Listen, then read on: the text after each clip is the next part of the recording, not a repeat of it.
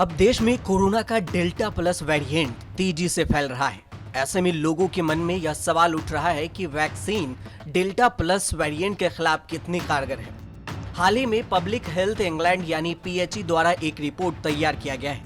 PHE की report के अनुसार भारत में जो वैक्सीन है वह सब कोरोना के डेल्टा प्लस वेरिएंट के खिलाफ काम कर रही है। सभी वेरिएंट ऑफ कंसर्न को फाउंडर वेरिएंट के संक्रमण से प्रेरित एंटीबॉडी द्वारा बेअसर किया जा सकता है। कोविशील्ड के वैक्सीन के बारे में पहले ही बताया जा चुका है कि ये डेल्टा के खिलाफ काम करती है, इसलिए डेल्टा प्लस पर भी कोरोना वैक्सीन के कारगर होने का अनुमान लगाया जा सकता है। डेल्टा प्लस पर लगातार नजर बनाए रखने की जरूरत है। डेल्टा के साथ हमने जो गलती की वह नहीं होनी चाहिए। डेल्टा वेरिएंट का पता दिसंबर 2020 में चला था, इसको तब फॉलो नहीं किया गया, जिसकी वजह से कोरोना की दूसरी लहर आई। घबराने की जरूरत नहीं है, आखिरकार हम इन सभी को वेरिएंट के रूप में बुला रहे हैं, न कि स्ट्रेन के रूप में। तो वहीं कोरोना वायरस के अल्फा, बीटा, गामा और डेल्टा वेरिएंट को भारत सरकार ने चिंता वाले रूपों यानी वेरिएंट ऑफ कंसर्न की श्रेणी में रखा है।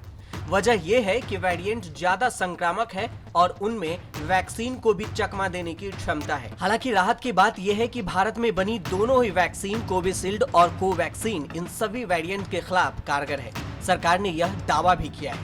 Now here I want to tell, and I'd like you to focus on this slide, because this is talking about the reduction of the neutralization capabilities of the vaccine with the different variants.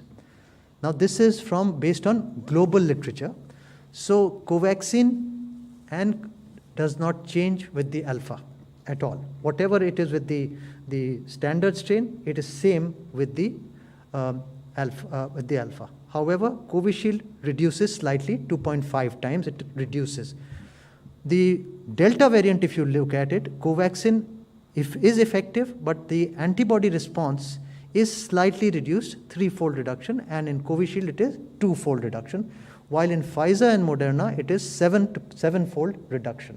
So the antibody response with these variants is reduced. However, you may have a vaccine which has antibody response here, and you may have an antibody, but that is reduced this much. You may have a vaccine which has an antibody response here, and that is reduced this much. So ultimately they will probably come out to be together. So Covishield and Covaxin work against the variants of SARS-CoV-2, alpha, beta, gamma, as well as delta. That is well established for these two vaccines. Now the question comes to our mind, what happens to delta plus and this vaccine? Whether the vaccines that we are using are effective, and whether this new variant that is coming is more transmissible, and is it causing more severe disease which may require hospitalization. लेकिन इसके साथ आप सोच रहे होंगे कि delta plus variant आखिर है क्या।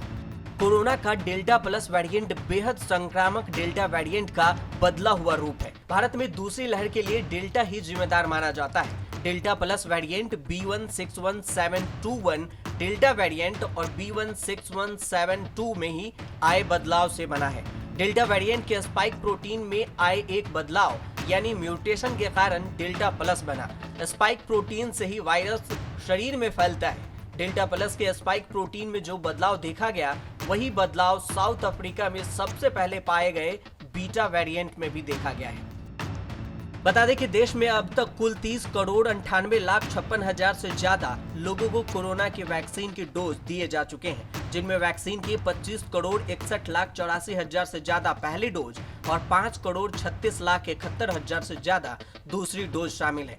भारत में फिलहाल लोगों को भारत बायोटेक की कोवैक्सीन, सीरम की कोविशील्ड और रूस की स्पुतनिक V लगाई जा रही है।